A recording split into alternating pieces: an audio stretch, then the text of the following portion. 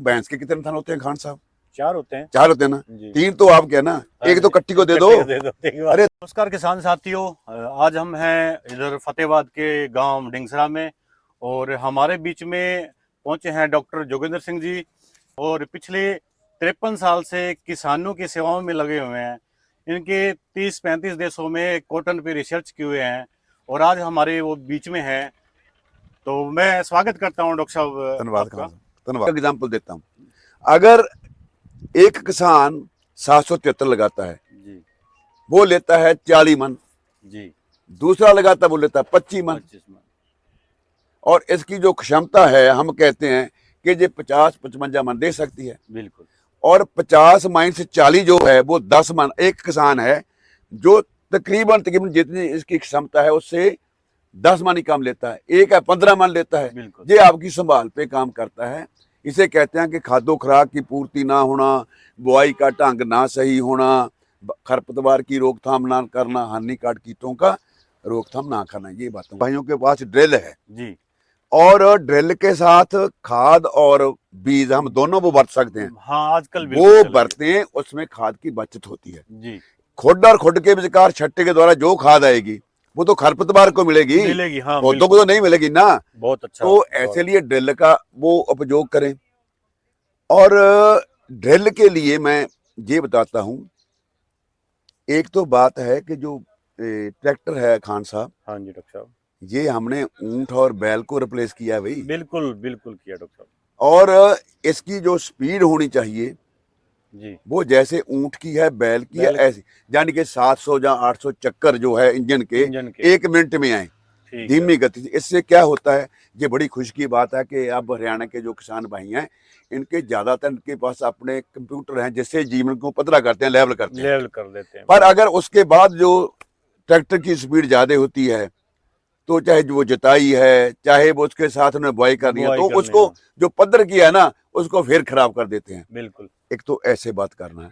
तो इसीलिए हम चाहते हैं कि खाद की बरतों जो है ऐसे तरीके से करें कि वो सीधा जो है उसको पौधों को अब मिले। डॉक्टर साहब आपने कहा भी जो ड्रिल मशीन है उसके द्वारा ही आप बीज के साथ खाद का इस्तेमाल करें। हाँ, क्योंकि हो सकता है। बहुत ये अच्छा, आपका बढ़िया जवाब था उस चीज का।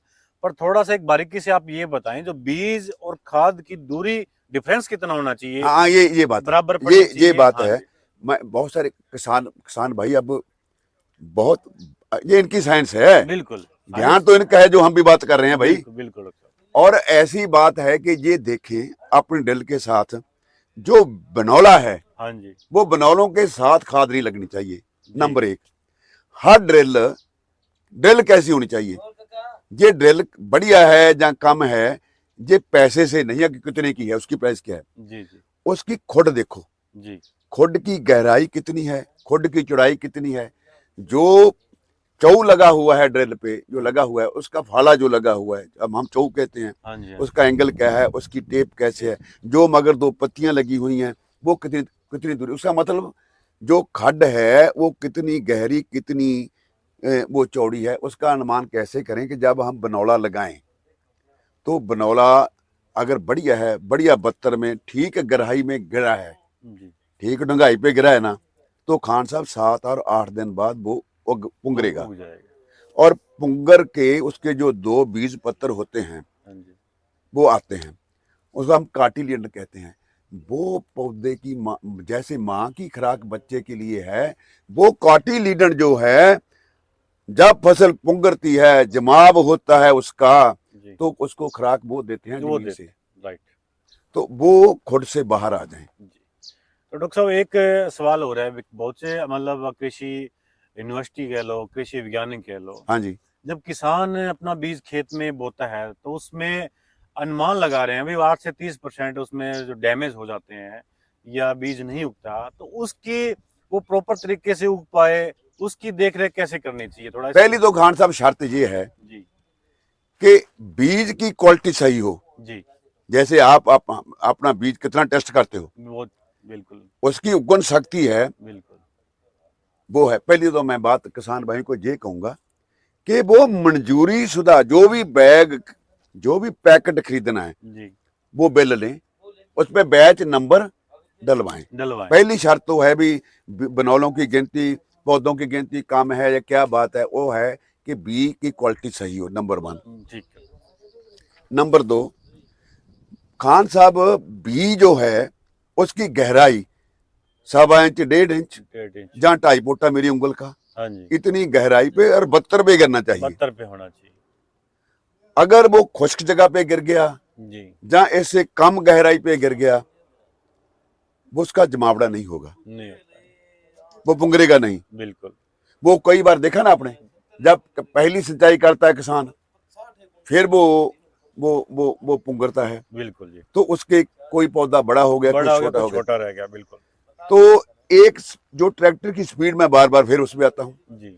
जब आप ट्रैक्टर की स्पीड में थोड़ा सा तेज करते हो तो जो मगर ड्रिल है वो चोले खाती है, ऐसे बिल्कुल ऊपर नीचे जा रही है ना, जा रही है, वो बीज कहीं नीचे और पड़ेगा। कोई ता जेड़ा बीज है वो सही 72 में, सही डंगाई में वो तो उगाएगा। बिल्कुल डॉक्टर साहब, जो ऊपर आ गया खुश्की में वो नहीं वो उगेगा, नहीं उगेगा। जो डूंगा गहरा चला गया वो भी नहीं उगेगा। तो किसान भाई इसका ऐसे करें। एक बात और भी है, जी डॉक्टर। पुंगरने से पहले, उगने से पहले ये शर्त है जी। कि बीज के अंदर 50 और 51% नमी होनी चाहिए। फिर जो जर्मिनेशन क्रिया है, जमावड़ा जो क्रिया होती है, बिल्कुल वो शुरू होती है। शुरू होती है। उसके लिए ना हम पहली बात तो खेत में 72 सही हो, जी। ना खुश्क हो 72, जी। और ना ही 72 इतनी ज्यादा हो कि मैं फार्मर किसान भाई ये समझे कि मैं गिल्ला गिल्ला तैयारी गिल्ला करके तैयार कर देगा। वो इतनी हुई नुकसानदायक है जितना खुश्क। तो आप अपने बीज को प्लास्टिक की बाल्टी में खान साहब भिगो दो, जी। आधा घंटा भिगो लो, 40 मिनट लिए भिगो लो, घंटे के लिए, पर शर्त है जी। कि बनौला बिल्कुल फूले ना। फूल है ना। और अगर फूल गया तो जो उसके मशीन ब्लेड में होते हैं वो कट देंगे ना। बिल्कुल। जब वो उसमें अंदर चला गया, नमी चलेगी, जी। एक दरख्त के नीचे छाया में। में जी। जहाँ बरामदा होता है हमारे, हाँ, उसमें एक पॉलीथीन की शीट जो है वो उस पर खिलार दो एक परत में। जी। जी। जब वो अठ जाए जी। तो उसको शाम को हम उसकी बुआई बुआई करें। ऐसे जो ये इन 4-5 बातों का हम ख्याल रखेंगे तो जो है, जो ये बीज है वो सभी उंगरेंगे। 75% तो हम कहते हैं कि बीज होना चाहिए, बिल्कुल डॉक्टर ये साहब। 80-90 हो सकते हैं। बिल्कुल। और दूसरा एक सवाल आपका ये रह गया अब हाँ जी। कि जी जो पौधों की गिनती है, जो माहर कहते हैं कि 10 से 30% कम होती है, हाँ ये जी। खान साहब बिल्कुल सही बात है उनकी। जी। वो कैसे होता है, जब आप कहीं भी किसी खेत के जाओ, ज्यादातर किसान, जो ज्यादातर। किसान साइंटिस्ट है, ज्ञानवान है, ध्यान से खेती करता है, जी। जी। वो 100% बनौला उसका उगता है। बिल्कुल। दूसरों में क्या होता है, एक खुड में कहीं 1 मीटर का, 1.5 मीटर का गैप ऐसा गैप रह गया। जी। जी। जब जहां से ट्रैक्टर को मोड़ते हो वहां नेड़े नेड़े पौधे उगते हैं, जी। वो दोनों ही माड़े हैं। बिल्कुल। तो ऐसे में क्या करना है, 7-8 दिन बाद जो बनौले हैं वो पुंगर आते हैं। जी। उसके पश्चात जहां जहां वो गैप है ना, वहां जो अपने लकड़ी होती है या छिटी होती है, इसका ढक्का या कोई और ढक्का ले लो, निशानी लगा दो। जी। सवेरे ढोलकी वाला पंप लेके खान साहब उत्थे लीटर 2 लीटर पानी डाल दो। जी। जी। पानी डाल के उदों जो वो है, जो उधर जो बनौले भी उसी हाइब्रिड के लेने हैं जिसकी आपने बुआई की है। जी। जी। वो लेके उसको भिगो दो। जी। भिगो के हिलाते रहो। और शाम को वो किसान कहता है कि मैं बनौलों को भिगाऊं क्यों जी, उसका तो पानी नीला लाल हो गया, मेरी दवाई गई नहीं, वो तो डाई होती है। सगों भिगोने का एक फायदा ये है, जितनी हम उसपे गाचो लगाते हैं, उल्लियों को मारने के लिए वो फंजीसाइड लगाते हैं, वो पानी के साथ अंदर गिर जाती हैं। जो डाई का रंग बाहर हो जाता है, उसका तो कोई नुकसान नहीं है। बिल्कुल। बिल्कुल। बसंती को भी लकड़ों के बीच डालो। बात बताता हूँ, भैंस के कितने थन होते हैं खान साहब? 4 होते हैं। 4 होते हैं ना, 3 तो आप क्या ना, एक तो कट्टी को दे दो। अरे धरती माँ जो हाड़ी सोनी की पैदावार देती है, इतनी उपजाऊ शक्ति है, इसका हक है। बिल्कुल। रहंद खूंद धरती माँ को दे दो, वो आपका कर्ज नहीं रखेगी। बिल्कुल डॉक्टर साहब ने बहुत अच्छी जानकारी दी। मैं डॉक्टर जोगेंद्र सिंह जी का बहुत बहुत शुक्रिया अदा करता हूँ, धन्यवाद करता हूँ। खान साहब बहुत